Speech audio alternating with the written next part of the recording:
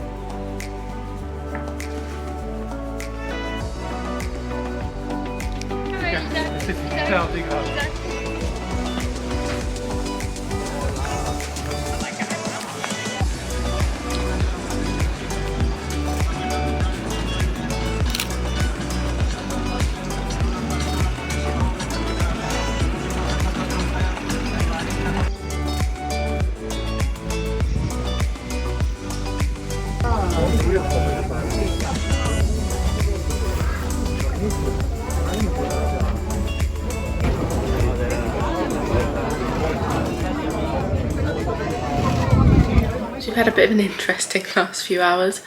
Our ferry back from Murano to Venice, the driver basically flooded the engine, and then we were stranded kind of floating for a while until another ferry then came to pick us up. We then got dropped off at a dock, which I think is what you saw. And then the last clip you'd have seen is there was a new ferry which was working, which arrived and then towed us to the dock.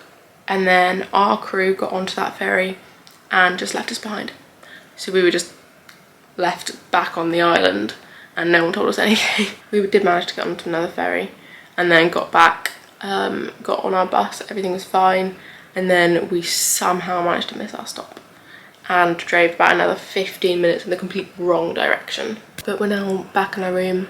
Sam's just doing some pasta and we're gonna have some dinner, and then we've got to pack up the whole room because we are off at 10 in the morning. It definitely hasn't been my favourite. There's been quite a few people, and also the transport system I've just found the most confusing so far and we've had the most issues with, and it's also been rather expensive.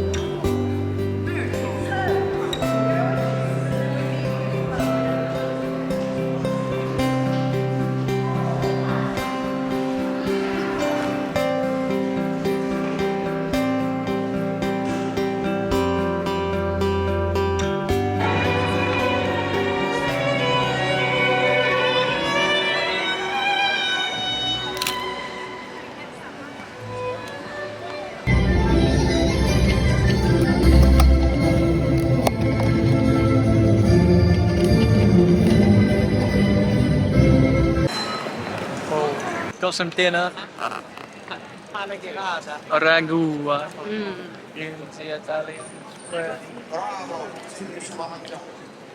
Yeah, we've sort of stumbled across some live music at the base of the church.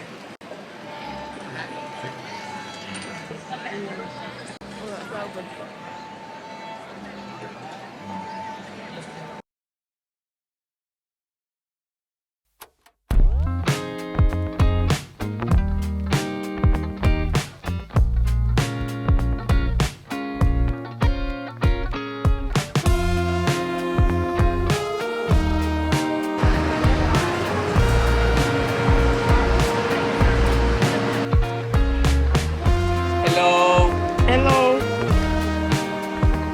We are in Napoli.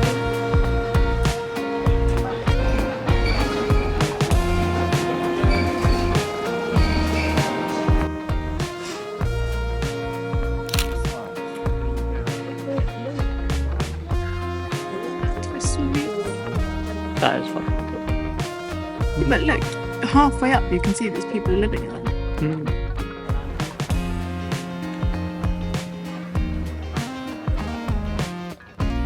Buongiorno.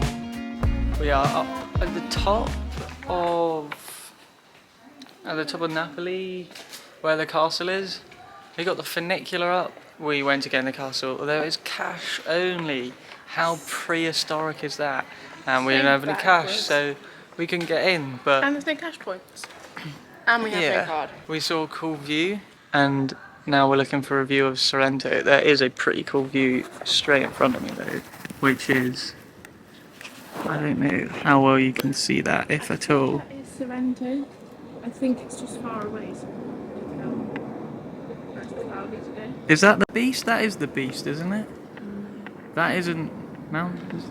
No, I think it's Oh, never mind then. That's just a big hill. Hopefully it will cut to us looking at an awesome view of Sorrento.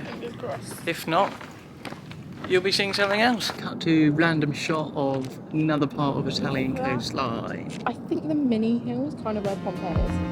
Pompeii that way.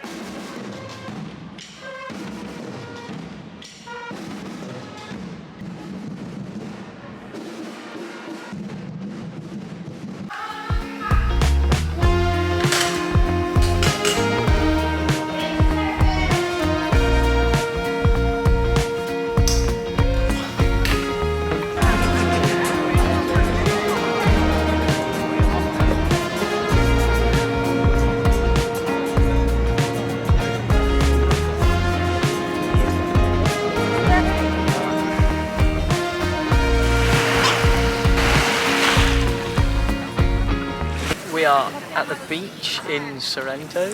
No, I'm not doing a remake of Castaway. I just really need a haircut. I don't know if you can hear me because of the waves. It is a gorgeous town and has not really beaches, which is a shame.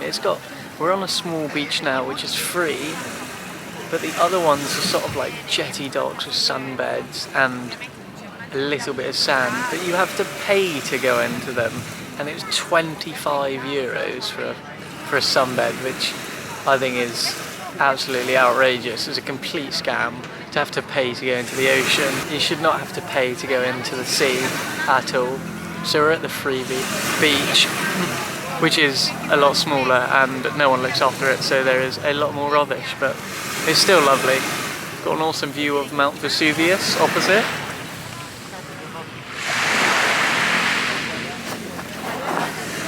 Which is really cool. Me and Willow have been for a swim. The water was really lovely.